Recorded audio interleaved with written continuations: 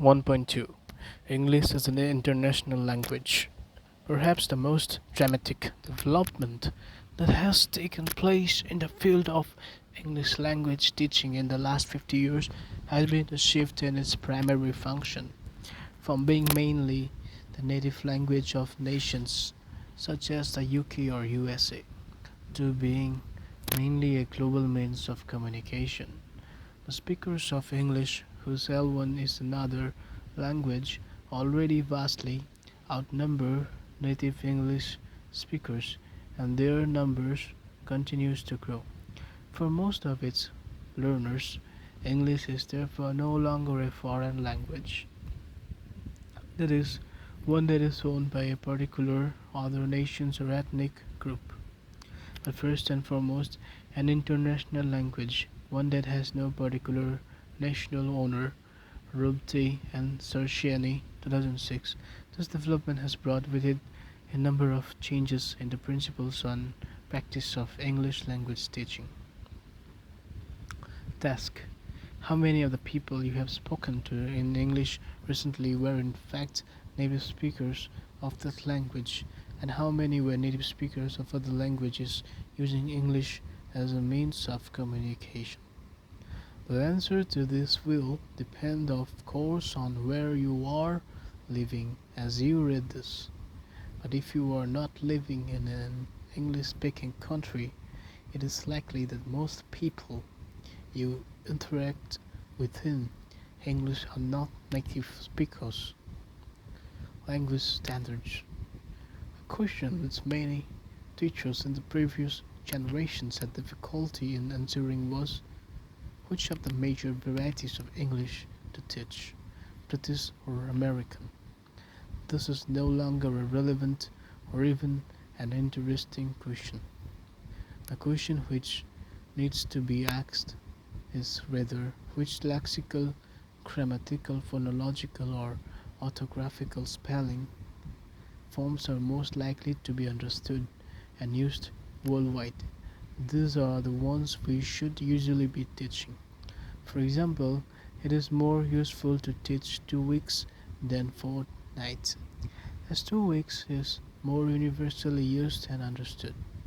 It is useful to encourage our students to pronounce the R in words like girl, teacher, as this pronunciation is easier to understand and more transparent for those who know the written form, and it is likely to be more useful to teach the spelling organized than organize.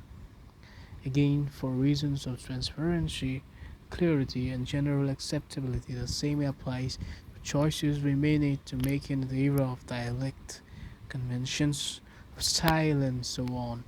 The question should not be what does a Brit or American or Australian or whatever say, but rather what is likely to be most easily understood and accepted by other English speakers, native and non-native, around the world.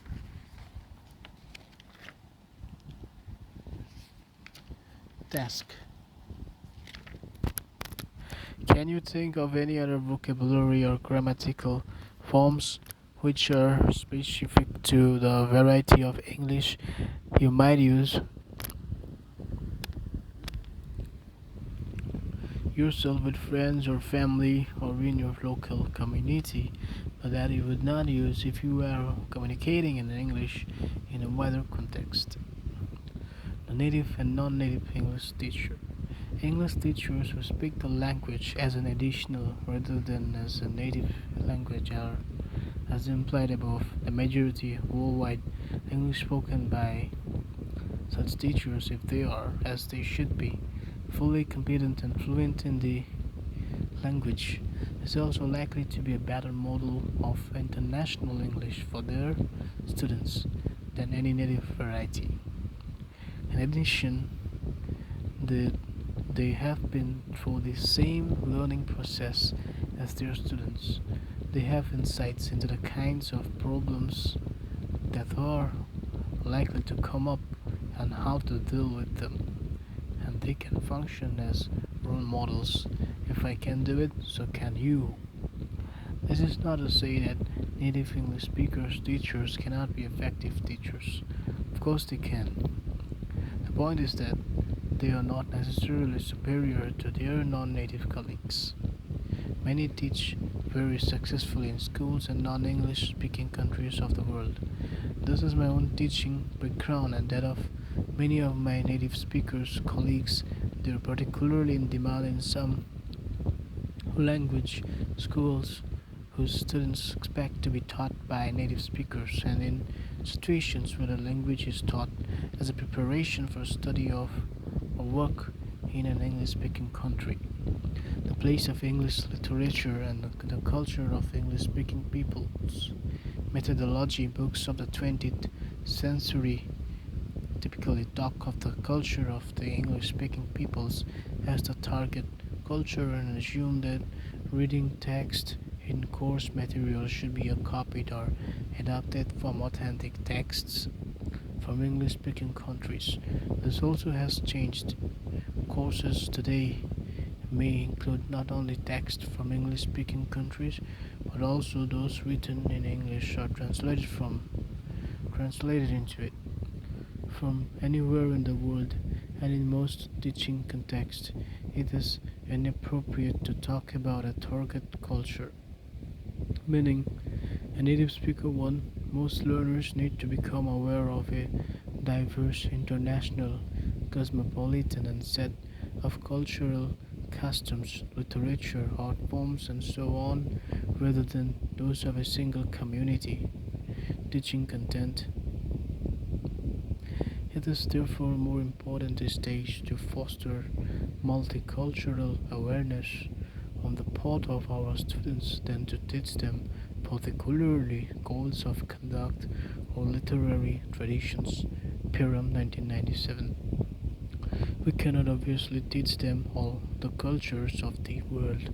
However, we can expose them to a sample through our materials, make them sensitive to the kinds of difference forms their own culture that they may come across and foster intercultural competence. Teaching content. Tax. Can you think of an example of how your own cultural differs from that of speakers of English you have encountered from other backgrounds? Has this difference ever produced difficulties or embarrassments which, with hindsight, you could have avoided if you had known about it?